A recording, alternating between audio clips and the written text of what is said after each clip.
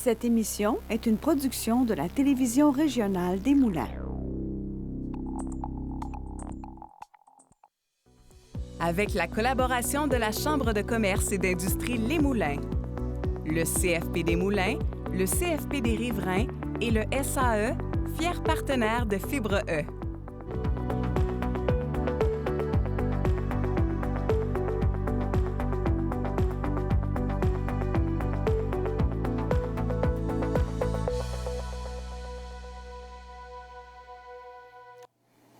Bienvenue à Fibre E. Marie-Lise Racpa, opticienne d'ordonnance passionnée, a trouvé dans la franchise Les Branchés une occasion idéale de réaliser son rêve entrepreneurial. Grâce à un partenariat solide et au soutien de la franchise, elle a su surmonter les défis du marché compétitif. Animée par son professionnalisme et son dévouement, Marie-Lise s'efforce d'offrir une expérience client unique et passionnée, et même personnalisée, mettant son expertise au service de sa clientèle pour répondre à leurs besoins avec excellence. Marie-Lise, bienvenue à Fibre E. Bonjour. On se connaît? On se connaît un peu. Ben oui, content que tu aies accepté l'invitation. Je sais que ça te rendrait un peu nerveuse d'être avec nous, mais c'est un plaisir de te recevoir, très honnêtement. Merci. Parlons justement de... Tu sais, Fibre E, ça a pour but justement de développer le goût aux gens de se lancer dans le monde entrepreneurial. Il y a des gens qui se lancent en entreprise, il y a des gens qui achètent des entreprises déjà existantes parce qu'on a besoin d'entrepreneuriat au Québec, disons-le. Oui. Toutefois, de ton côté, tu as choisi, toi, d'aller vers une franchise. Oui. Pourquoi? En fait, moi, à la base, je suis opticienne d'ordonnance. Donc, je suis une professionnelle de la santé. Puis nous, en fait, on n'a pas de formation en finance, on n'a pas de formation en entrepreneuriat dans notre curriculum. On est vraiment plus axé sur les gestes professionnels. Puis de se partir en affaires avec une franchise, c'est sécurisant. Dans le sens que nous, on avait notre plan d'affaires qui était fait, on avait déjà une certaine notoriété parce que Les Branchés, on est la 8e succursale. Donc, au niveau de la clientèle qu'on a attirée, bien, on a attiré de la clientèle que Les Branchés, bien, ils connaissaient déjà ça. Donc, ça, c'est vraiment un petit peu... Tu connaissais déjà le nom, là. Donc, oui. Ça t'emmène déjà des gens... Oui, définitivement. Ça fait une grosse différence. OK. Puis aussi, dans le marché de l'optique, il y a beaucoup de compétition. Donc, le marché, surtout dans la région de Montréal et couronne nord-sud, c'est un marché qui est quand même assez saturé au niveau de l'optométrie, les cliniques de lunetterie en général. Donc, en y allant avec un groupe qui était quand même déjà existant, c'est plus facile de se faire reconnaître dans le marché aussi. Revenons en arrière un peu. Oui. Donc, tu as travaillé pour ton oncle, Oui. qui, lui, était opticien comme toi, Ouais, là. c'était mon mentor, mon oncle. On a travaillé ensemble pendant presque 10 ans.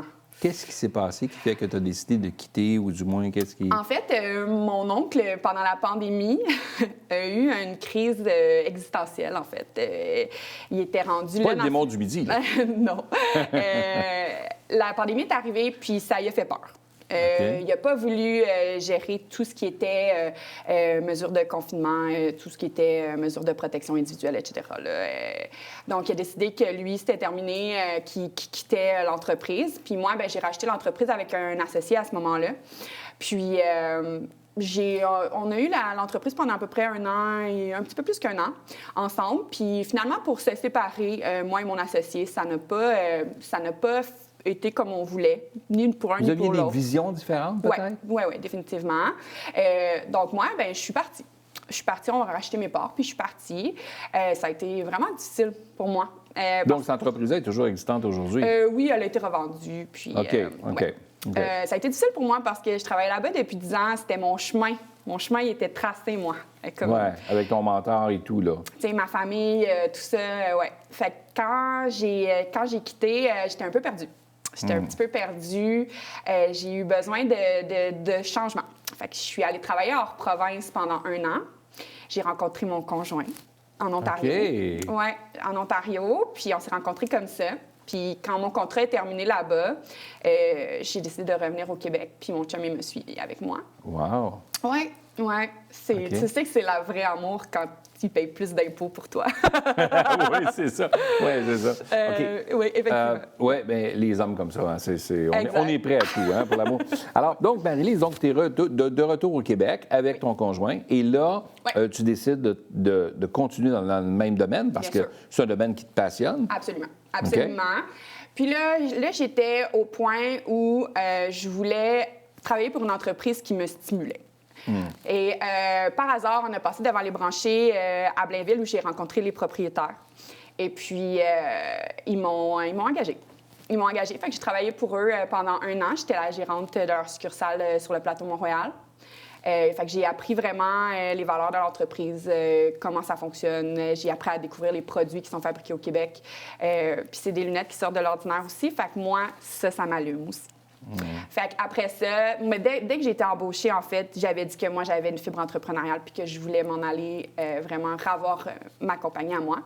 Puis on a travaillé dans cette optique-là, fait que j'étais en gestion. Puis après ça, bien, quand l'opportunité s'est présentée puis j'ai trouvé mon local à Mascouche, on a parti le projet.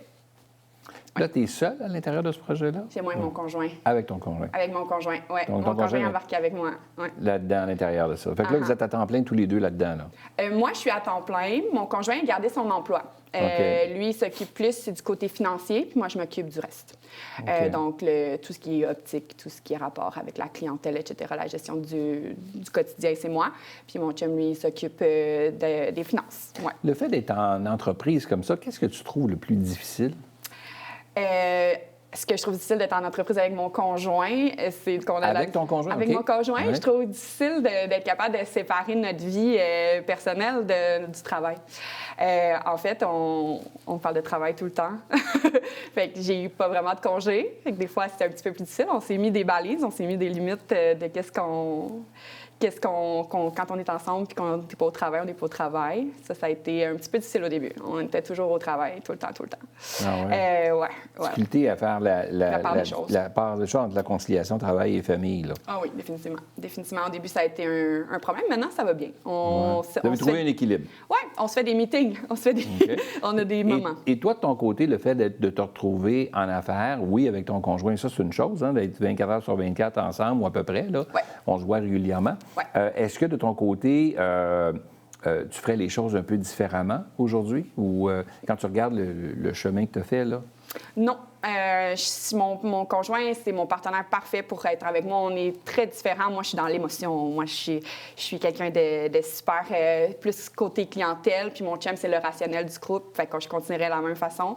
La franchise, ça nous a vraiment apporté de la facilité pour le démarrage de notre entreprise. Fait que je ne le referai pas différemment. Pour ce qui est avant, bien, les épreuves que j'ai vécues, ça m'a juste permis de savoir ce que je voulais puis ce que je voulais plus. Donc, non, je pense que ceux qui t'écoutent, là, ceux qui t'écoutent à la maison, qui disent, écoute, moi, dans la famille, j'avais un oncle ou j'avais une tante ou j'avais un frère, une mère, en tout cas, peu importe, quelqu'un de la famille qui m'avait promis justement la suite. Je voyais mon avenir, elle était tracée, c'était pas compliqué, j'avais pas à me casser la tête. Arrive une situation X, dans ton cas, la pandémie, qui a bousculé ton oncle à vouloir faire des choses différemment pour lui-même, avant tout. Oui. Et toi, tu t'es retrouvé un peu dans le néant par rapport à tout ça, rendu là. Là, tu as un grand vide, là. Qu'est-ce que tu dis aux gens qui nous écoutent, qui disent, ben moi, j'aimerais me lancer dans l'entrepreneuriat. Moi, mon avenir est déjà assuré. Je trouve ça beau, ce qu'elle a fait, Marie-Lise, mais moi, j'ai déjà quelqu'un dans la famille. Il faut le voir, ça. Ça peut arriver, là.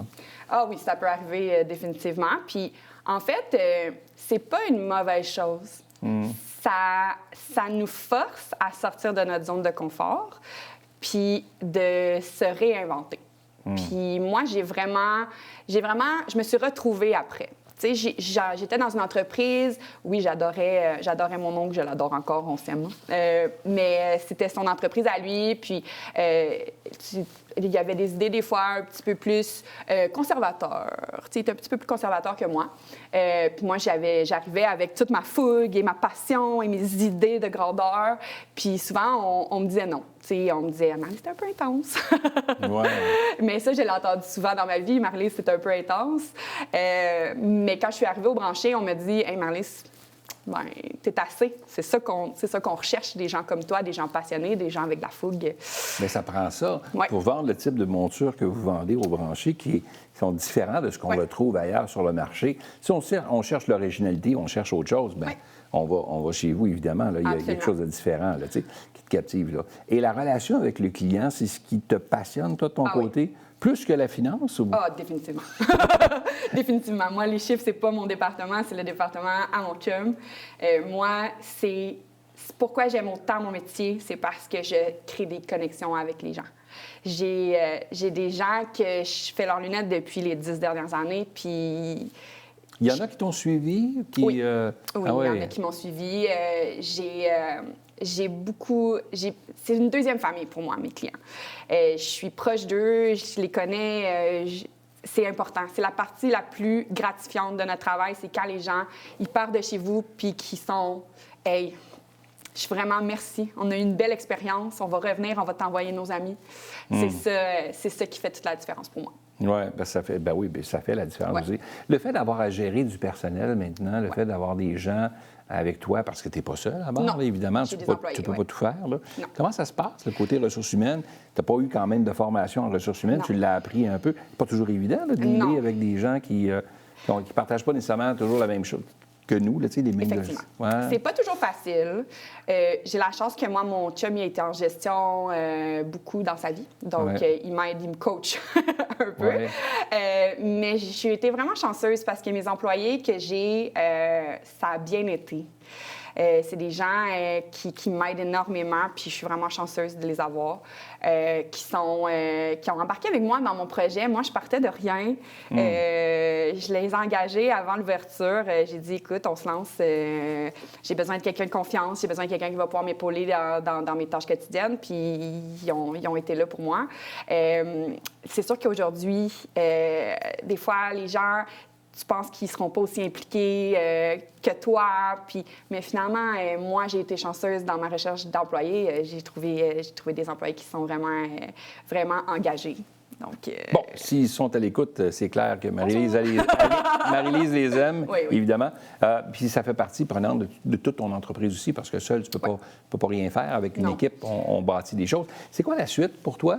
bien, en fait, là, vraiment, on met l'emphase sur que les branchés Mascouche soient bien ancrés dans la communauté. C'est vraiment ça, notre focus pour l'instant. Mais il n'y a rien qui nous empêche qu'éventuellement, on aimerait peut-être ça, ouvrir une deuxième succursale ailleurs. OK. On est Donc, là. une expansion. Là. Oui, Donc, oui, j'aimerais ça. On aime tellement le produit qu'on veut Oui. expandre davantage. là. Absolument.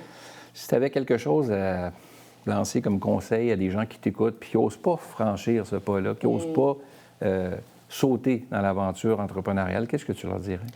Je dirais que si des fois on a l'impression qu'on n'est pas à sa place, c'est parce qu'on n'est peut-être pas à la bonne place, mais qu'il y a un endroit pour nous. On se doit de s'écouter puis d'être à quelque part où on est bien aussi. Tu l'es. Ouais, En tout cas, ça transperce, là. J'adore ce que je fais. Ouais. Oui, la passion. C'est super gentil d'être venu à l'émission. Ça nous démontre que être entrepreneur, c'est aussi quelque chose qui nous permet de vivre pleinement notre passion, Ouais. puis d'être heureux aussi dans ce qu'on fait. Puis c'est important, ça, dans la vie. Là. Ouais, Marie-Lise, merci d'avoir été là. Ben merci. Pierre. Merci à toi.